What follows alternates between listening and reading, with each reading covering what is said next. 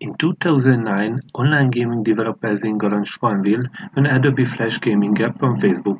Within 4 days of its launch, Farmville had attracted over 1 million daily active users and nearly $30 million in 6 months. Facebook rates were low, so buying traffic was cheap, and most games were played on desktop. But soon everything changed and Zynga never recovered. So what happened? Farmville achieved revenues of $235 million the year it was released. Farmville used a concept called appointment gaming, which uses the concept of time and investment to compel you to come back. The investment part of appointment gaming is crucial as it tends to make you feel compelled to come back. Social mechanics were also key for retention. In response to this immediate success, Zynga continued to produce Ville games, including Cityville, Petville, and Fishville, each with a healthy number of monthly users. But behind the facade of its commercial success was the worrying fact that 2010 was the only year the company turned a profit, $90.5 million, and since 2008 the accumulated net losses were closer to $600 million. This didn't stop Zynga from pushing on continuing to produce a wide number of various games, all integrated into the Facebook platform. This led Zynga to a fast-track IPO in late 2011, initially being offered at $10 a share for an estimated valuation of $7 billion. Zynga's top games were integrated as Facebook apps in order to tap into the huge user base of the social media platform. However, Zynga's practice of inundating Facebook users with an endless stream of gaming requests quickly led to Facebook revising its user settings to address this issue, and users were given the option to filter out these messages from news feeds completely. In addition, Zynga was also selling virtual goods on Facebook for years without taxation. With its primary source of attracting new users via newsfeed, all but gone, and losing 30% of its revenue to Facebook, Zynga's unwillingness to adapt quickly resulted in an uphill battle towards its IPO. In 2008, there was a big untapped market of new potential gamers on Facebook, and Zynga needed a way to reach them. Yet, brands weren't too interested in Facebook ads yet, and other gaming companies hadn't realized how powerful they could be for user acquisition. That meant the cost of Facebook ad click was low, and you didn't have to make too much money off a gamer to get a return on investment. So Zynga managed to raise a bunch of money, $40 million over 3 rounds, in the span of 7 months.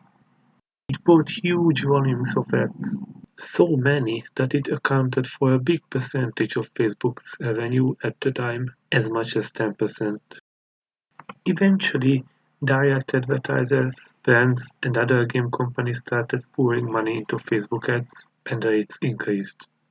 Some reports say the cost per click at around 27% in 2009, but they became almost 3 times as pricey in 2012. It means Zynga couldn't buy new users as efficiently as it used to.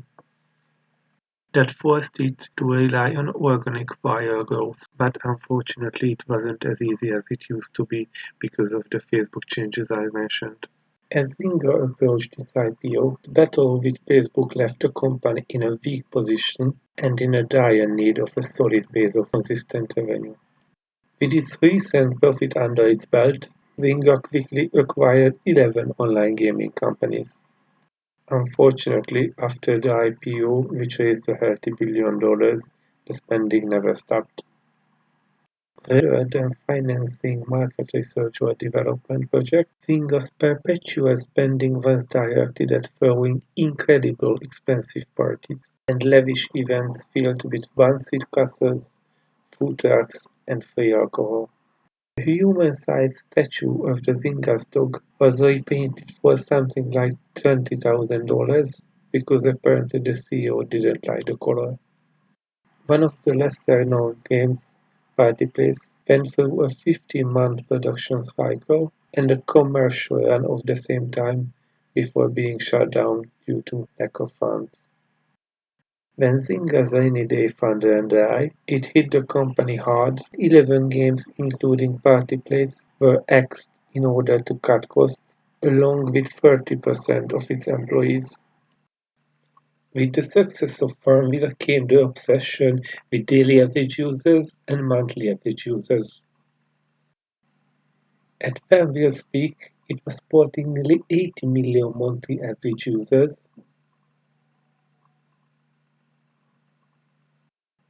which Zynga was able to leverage into turning a profit on its hit game. The company's next title, Cityville, was even a bigger hit, surpassing even Farmville's daily average users. With these positive results, Zynga set out a mission to create the highest daily average users possible without any regard for customer loyalty or game originality. Players began to feel the disingenuous nature of games Zynga were producing, and the number of users began to fall rapidly to a record low 52 million daily active users in 2012, 10 million less than at the time of their IPO. So it's a prime example how engagement with users online, including mobile gaming, is about building a loyal fanbase. And the way to do this is to focus your efforts on creating high quality games rather than chasing the next peak daily average users. For years, Zynga got to sell virtual goods on its Facebook desktop games untaxed. It was essentially selling costless copies of digital images for real money, and the margins were great. Facebook finally forced all developers onto its virtual currency credits in July 2011 and started taking a 30% cut. Zynga might have negotiated a slightly lower tax, but it was still a hit to its bottom line. Back in Zynga's heyday, most Facebook usage was on desktop where its games were, but the shift to mobile was quick. It seemed to take Facebook by surprise, and it hit Zynga too. Gaming giant only had freemium experience and hadn't built games that you bought before you played. It needed to learn to build games that were deeply engaging every session, opposed to ones where you went in and did chores. Living on the iOS and Android platform also meant giving away 30% of purchase revenue. Zynga's solution was to buy its way in, but that hasn't panned out. It purchased New Toy for Words with Friends, which was a huge hit, but it hasn't been earning tons of money, and the funders just left the company. It acquired Draw Something developer OMG Pop at the height of the game's popularity, only to watch it tumble off the chart, forcing Zynga to write off as much as 95 million.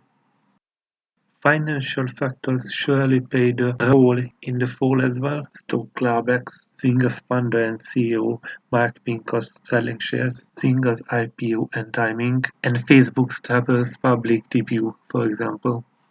Zynga made a massive bet on mobile, make no mistake about it. But it failed to get traction. None of the internal projects got much traction in the App Store, outside of Zynga Poker, which was great revenue but limited reach.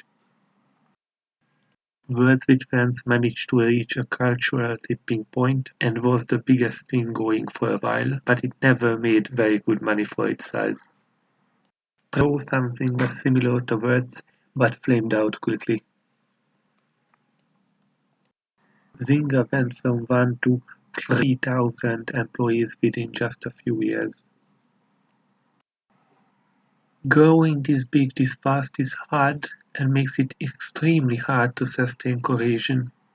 Much of the growth came from college recruiting, filling the ranks with a large number of very smart, hardworking but inexperienced developers. As time went on, these junior people were promoted and gained new responsibilities, and the pattern expanded. As a result, however, there are many people across the company that gained seniority far ahead of their experience, further diluting the leadership for the new recruits joining the company. without the leadership capacity up and down the organization and processes to efficiently teach new hires and leverage their energies, people got mismanaged and burnt out prematurely. By 2016, Zynga was valued by the stock market at about $2 billion. But the San Francisco Chronicle points out that includes about $1.5 billion cash, implying the core business is worth about $500 million.